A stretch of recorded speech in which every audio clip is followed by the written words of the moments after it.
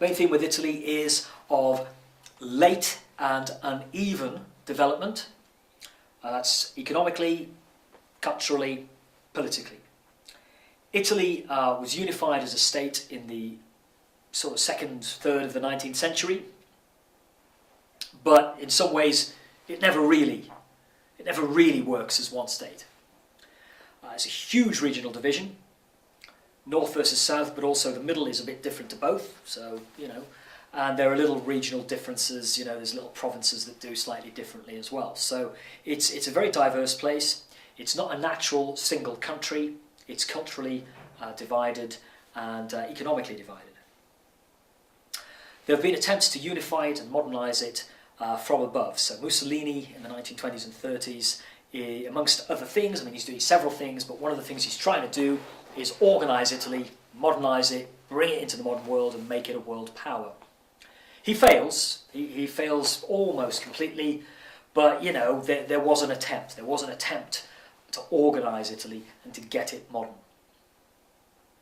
In the post-war era, there have been repeated attempts. Italy's often run by its civil servants, in effect, and there's often a lot of links between big business, organised crime and the state. And it muddles through. Italy's a modern place. Certainly the north, very modern, very industrial, very good at some industries. It's got some high-quality manufacturing and some high-quality design. It is good at niche stuff. It's good at fashion, it's good at footwear. It's got some advantages. It's good at some stuff. It's got great tourism, great food. Italy's got a diverse and developed economy.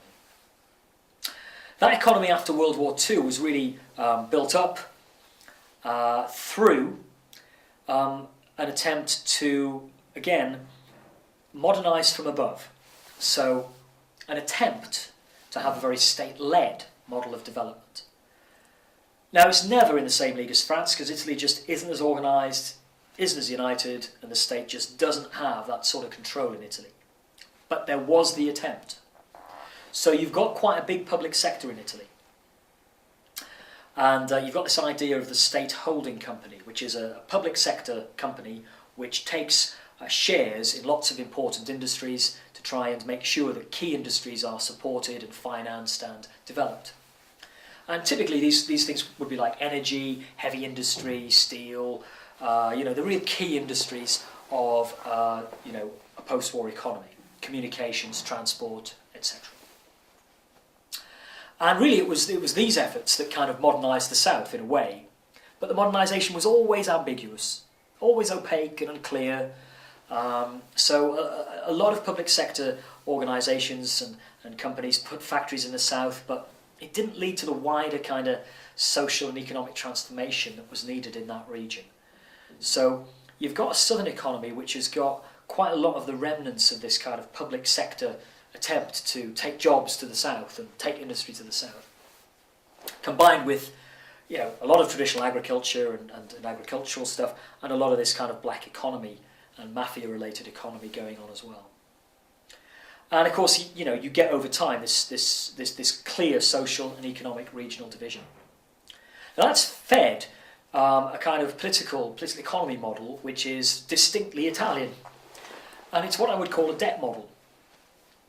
In Italy, no one trusts the state, so overall, it's difficult to get people to pay their taxes to cover the great costs of the Italian social system.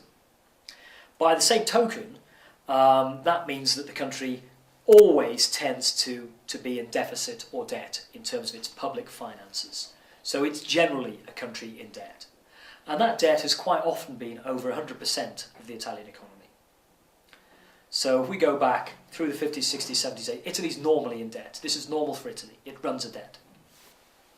What that does is that it means that the Italian state is kind of deliberately using the debt policy to balance the country economically and socially.